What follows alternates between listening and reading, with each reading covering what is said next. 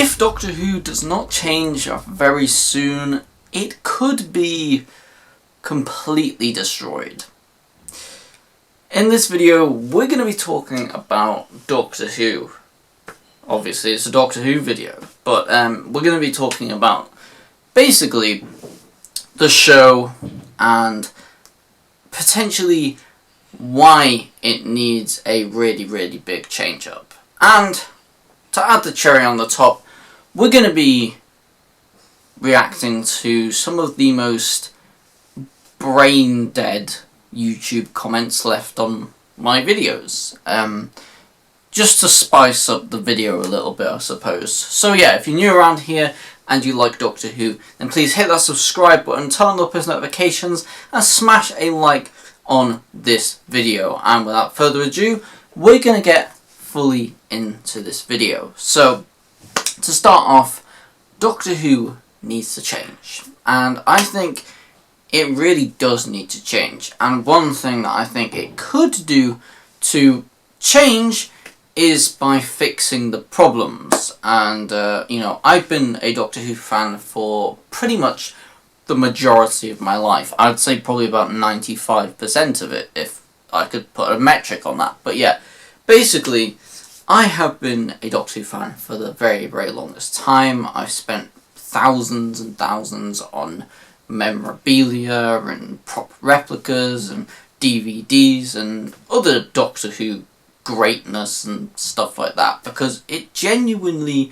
hit home as a really creative way to escape what was going on in life and just, enjoy some nice Saturday night entertainment until they, raised up the budget, but at the same time significantly dropped the quality of the writing, which it doesn't help make your show better. Usually if you're going to raise the budget, you'd want to make sure that your writing quality is up at the top, and definitely doesn't scream doing that. But yeah, let's get into this whole sort of thing. So there is a couple of main problems. The first one, which I highlighted, is of course the writing quality. And the main problems I got with the writing is just not giving it as much attention as you probably should do. I mean, when writing a story of science fiction, you should have a couple of things in mind. One of them being, you want to actually focus on making it a good story. And number two, you want to make it entertaining and,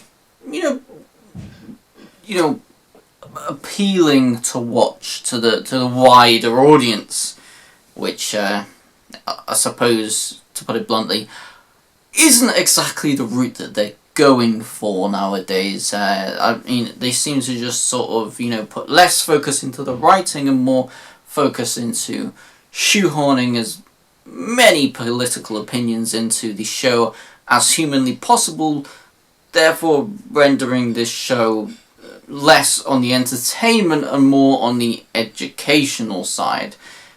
That is, if education is defined as, pushing all of your opinions on somebody else. In that case, it's just lowering the entertainment value. And as a TV show which is, mainly, its core focus is being entertainment to its audience, lowering the entertainment value is probably going to hurt the show. And it has done, because the ratings have gone down, and also the viewing figures have gone down, so people have left. And considering they've widened their audience, you would think the viewing figures would go up, because more people have access to see the show. In fact, it's actually gone down. It's actually gone down. It's not like actually gone up. You'd actually expect it to go up, but yeah, so that's not looking particularly good. Now, there is a couple more reasons as to why this is actually quite a big problem for the future of Doctor Who, because there is a portion of the Doctor Who audience who, let's just say, they sort of see things through rose-tinted spectacles. But, I mean, forget the rose-tinted part and just, get yourself a can of spray paint and spray paint over the lenses of the spectacles, because that's the equivalent of what they're doing at this point. I mean, it's quite obvious when you look at all of the other Doctor Who YouTubers in the space and how none of them covered the very controversial topics of Juno Dawson coming into the show and what happened with Juno Dawson in the past, why she actually had books banned, and why this writer may not be the best choice for, the most, the highest budget episode of your new season of Doctor Who. Yeah. But yeah, so you've got this sort of collection of fans, and they all sort of argue that, us people who would, possibly criticise or give any, constructive criticism and feedback on Doctor Who, all of these people, and these are not the real fans, because they simply don't just blow smoke up Russell T Davies's arse and say that everything is amazingly done when it simply isn't. And yeah, that's a bit of an interesting one. But yeah, anyway, some of these people have made their way into the comment section of that video, and we're actually going to go ahead and take a look at some of these comments right now. Now, I'm actually just going to go ahead and point this out before we get into this whole thing and actually tell you guys what this video was about. So, the video in question, which I'm looking at right now, is called Russell T Davies Hires Controversial Writer for Doctor Who, and then I put in brackets, very, very disturbing, because, well, it is disturbing. That's just the truth. So, I made this video, and this is not an attack on any community or group of people or anything like that. It's actually very obvious, because I stated it at the beginning of the video, and, nothing I do in this video actually attacks a group of people. I'm literally just shining a light on something that other people want to, maybe push under the rug and ignore.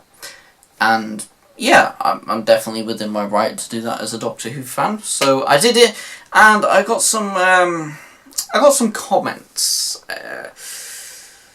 Best word to describe these comments is retarded. That's probably a good word to use for the comments on this, because they are so unbelievably stupid. I think these people just genuinely, just got on their emotions, got on their high horse, and decided, I'm going to type out a comment without using any actual logic in typing out the comment, because most of these don't actually make sense, and actually a lot of them make the person writing the comment look incredibly bad. So we're going to take a look at some of these right now for this video. So the first one we're going to look at is this first comment. By the way, I'm not going to censor out any of the stuff in this. It's a public comment. I don't really feel the need to blur anything, because, you go back on the video, you can actually see the comment in real time. So, yeah.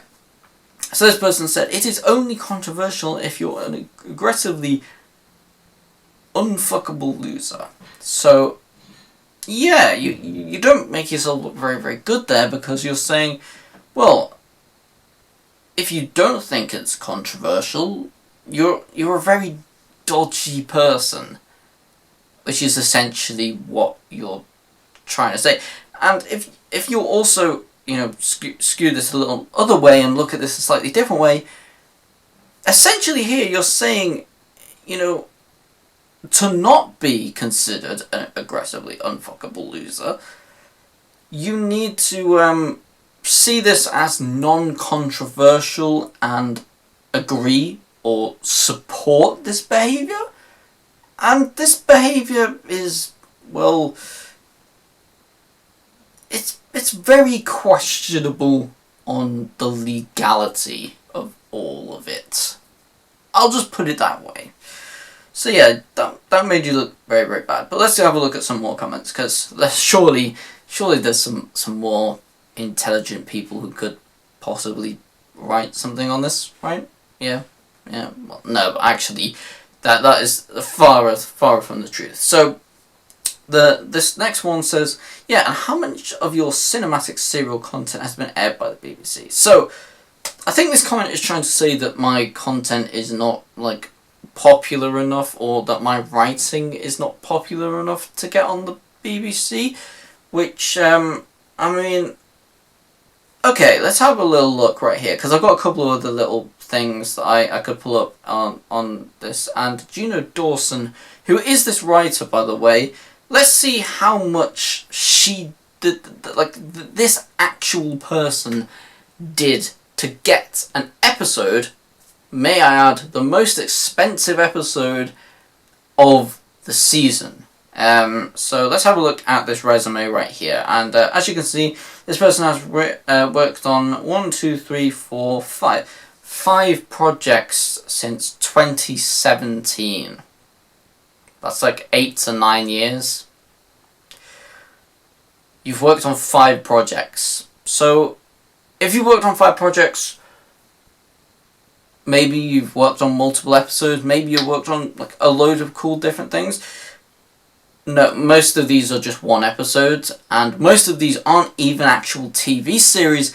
Most of them are actually podcasts, which in my opinion doesn't count towards, experience in television writing, because you're writing for a podcast and not a television series. Yeah, so let's have a look at this. So you've got the Torchwood Monthly Range. Again, that is 1 episode of a podcast. 1 episode of the Torchwood The Story Continues podcast. 1 episode of the Doctor Who A New Series Adventure podcast. 1 episode of television. This person has written 1 episode, a singular episode of actual television, and managed to land the most expensive episode on the new season of Doctor Who, and fully had creative control over writing that episode. I'm just gonna say, I don't think this person got it for their resume. I think they may have gotten this job for other reasons. And again, this does continue as a bit of a trend as well, because I did a deep dive in the other into all the other different writers for this season, and it follows a very similar trend. So looking at this, and then the biggest project that this person has ever worked on is the back-breaking 8 episodes of the Doctor Who Redacted podcast series. Again, another podcast series. I wouldn't really say it counts massively. But yeah, let's have a look at future projects. So the only actual episode of Doctor Who that this person is writing happens to be in the future and hasn't happened yet. And there is also news that this episode might not actually be airing on TV because of football, I think, and Eurovision. And instead of, rescheduling the episode, they're basically saying, fuck it, if it doesn't air, it doesn't air. Which doesn't look very good for your most expensive episode as well. I'm sure this won't hurt the ratings at all. Definitely not. Anyway, let's have a look into this as well. So yeah, basically, I must be perfectly qualified for getting my work into the BBC then, because Juno clearly doesn't have that much backlog of history on working on television shows. So yeah, I mean, it's a pretty fair game. I've actually done more if we're looking project-wise, I've actually worked on more projects that are, you know, either in film or TV than this person has, which again raises some more red flags, but yeah. And another thing as well is I wouldn't actually want my cinematic serial content to actually be aired by the BBC, because the BBC are in a little bit of hot water at the moment with some particular allegations on some particular people, which Doctor Who actually responded to by removing the episode which had the cameo of the person in. So why you removed that episode and, you know, allowed this person to write the most expensive episode of your season is a little bit suspicious, I'm not gonna lie. I don't have to be an investigator to see that. So again, another bullshit comment. I did actually respond to that other one by saying someone needs to check this guy's hard drive, which is 100% true when you look at what this controversial writer is actually being called controversial for, because if we do actually just pull that up for a second, this is an extract from Juno's book, which by the way is aimed towards children. Yeah, this book is intended for children because it even went as far as, you know, campaigners saying that the book is inappropriate for children, and it doesn't take an investigator to work out why. The literal title may actually set that up, because it was about, apparently, this entire section was about, well, instructing the use and promoting the use of sex apps towards children in a children's book, which again raises a lot of red flags. So that's kind of why I made that whole video. Anyway, let's get on to another comment, because we must have some more comments in here. Let's have a look at this one. So it says, in my quotations, it says, she's written for Doctor Who before and was fantastic. As we know from the screenshots previously in this video, she hasn't written for Doctor Who before. She's written Doctor Who podcasts, which, I mean, I've been on multiple of them before. You don't need a lot of, you know, experience to write them, and it definitely won't count towards your experience of writing television shows. I'll definitely tell you that one. And I'm ecstatic she's getting a full episode, because I don't hate women for being openly queer. So, then it says, nothing suggests she was a DEI hire. I beg to differ, because she certainly wasn't, this writer certainly wasn't hired for the resume. I'll just put it like that. So yeah, I also wouldn't really take seriously a comment from somebody who has C-3PO after sniffing a line of coke as their profile picture, but again, we just beg to differ there. Yeah, so I did make a response to that, tried to talk some sense into this person, which didn't work, because these people are usually so stubbornly in their ways that you can tell them that the sky is blue, but they will still argue that it's pink, even though that it's blue. Yeah, these people are genuinely crazy, and also if you disagree with them in any way, they will be the first to call you out as an ist or a phobe and throw any word or terminology at you, or they'll call you a bigot nowadays. That's like the new trendy word that they like to use.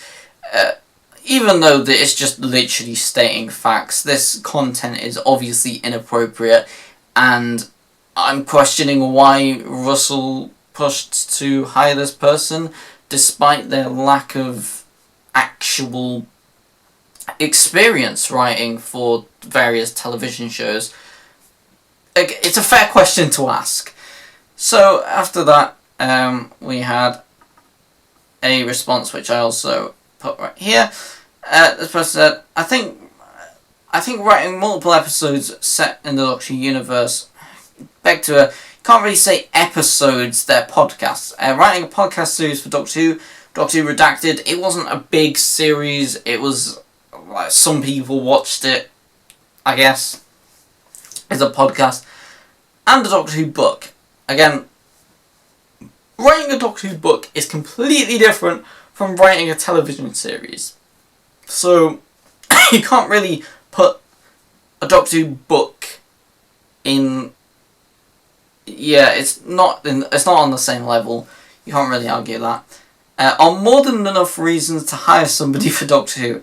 Again, I beg to differ with that one, because if I was going to hire somebody to write a television show, personally, if I was going to hire somebody to write a television show, I would want them to have experience in writing television shows, not writing podcasts. So, yeah. Anyway, let's go on to see. And then we just had these comments, which were genuinely the most random thing. So basically, it says, to all the Wokies, I've got every single episode of the goodies on DVD.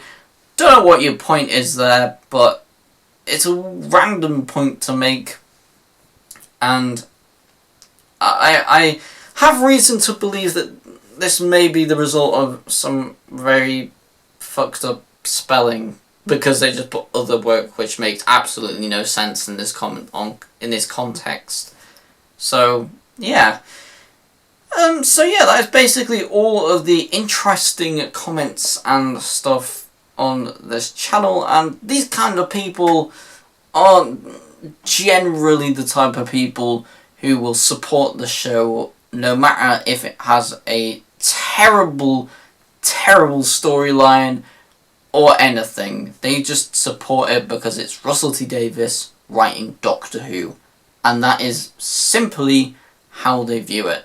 And, you know, to anybody who has given any fair criticism to the show and who has really pushed for the show to change up, or to get new writers in, or to just change and shift the direction of the show, I actually have a lot of respect for anybody who has done that, because it's what the show needs.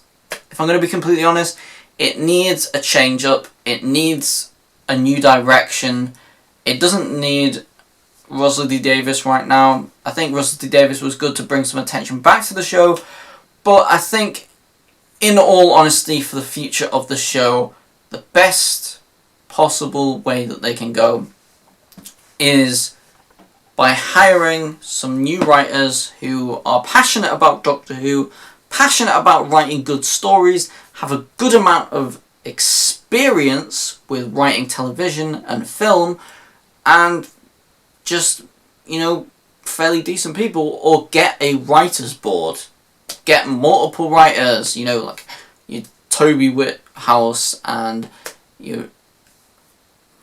all of the good writers from Doctor Who at its peak. Get all of these good writers, Stephen Moffat, etc., etc. Get all of these writers, and then put them all on a writing board and introduce some new writers. I think that would be a really good way to allow the show a new direction in which it can thrive and succeed on telling good quality, well-written stories. And that is all I want for the show, and all I want for the success of the show. So yeah, I hope you guys enjoyed this video. It was a little bit of a different one than what I would usually do. But yeah, if you watched this video all the way to the end, thank you guys so much for watching. Please comment, like and subscribe. As always, more content for Doctor Who is coming very soon. I have my review of the first episode of Season 2 coming out very soon. So yeah, thanks for watching, comment, like and subscribe, and I'll see you all in the next video. Peace.